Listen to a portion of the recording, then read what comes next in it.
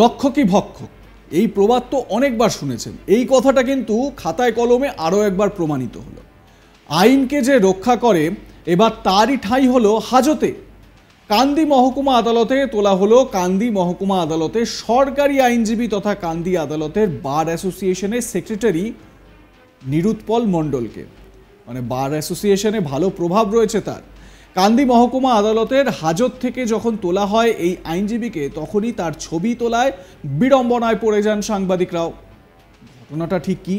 এজলাসের প্রধান গেট বন্ধ করে গুণধর ওই আইনজীবীর বিচার চলছে। প্রশ্ন, আইনকে যারা রক্ষা করে তারাই যদি এভাবে আইনকে ভঙ্গ করে, তাহলে সাধারণ মানুষ কিভাবে বিচার পাবেন?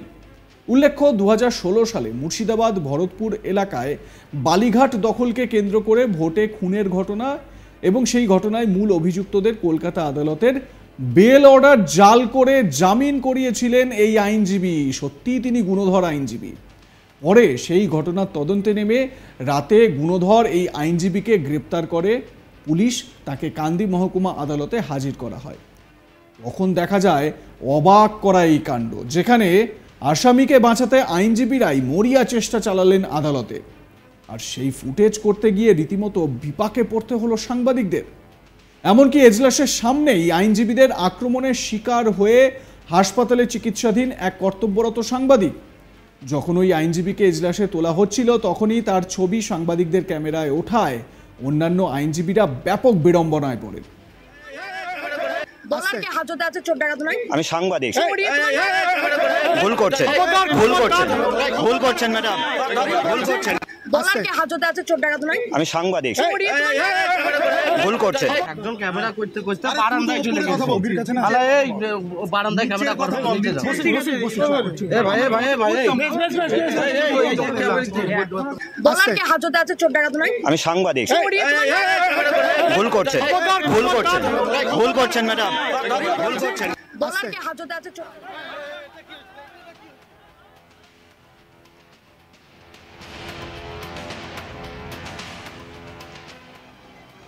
বাবা, রণচণ্ডী মেজাজে মহিলা আইনজীবী বলছেন চড়িয়ে দেব।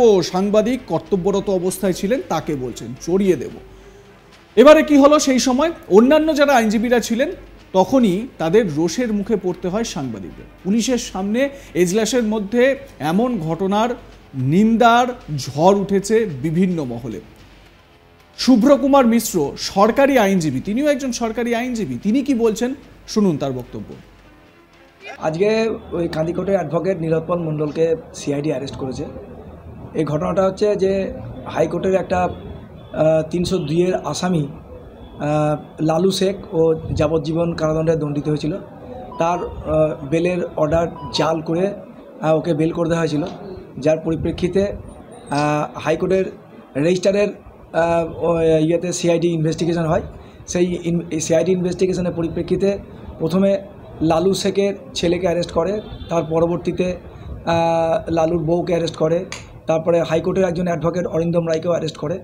আজকে নিরুৎপল মণ্ডলকে অ্যারেস্ট করে কোর্টে নিয়ে আসে। তো ওই যে হাইকোর্টে যে অর্ডারটা ওরা জাল করেছে, ওই সিল ছাপ মোহর এবং ডকুমেন্ট, এগুলো উদ্ধারের জন্য সিআইডি তাকে 7 দিনের পুলিশ রিমান্ড বা পুলিশ হেফাজতে নেওয়ার জন্য প্রেয়ার করে। মাননীয় এসিজেএম কোর্ট তাকে 3 দিনের পুলিশ হেফাজত আদেশ দেন। আজকে ওই কান্দিকোটের অ্যাডভোকেট নিরুৎপল মণ্ডলকে সিআইডি অ্যারেস্ট করেছে। এই ঘটনাটা হচ্ছে যে হাইকোর্টের একটা 302-এর আসামি লালু শেখ ও যাবজ্জীবন কারাদণ্ডে দণ্ডিত হয়েছিল। তার বেলের অর্ডার জাল করে ওকে বেল করে দেওয়া হয়েছিল।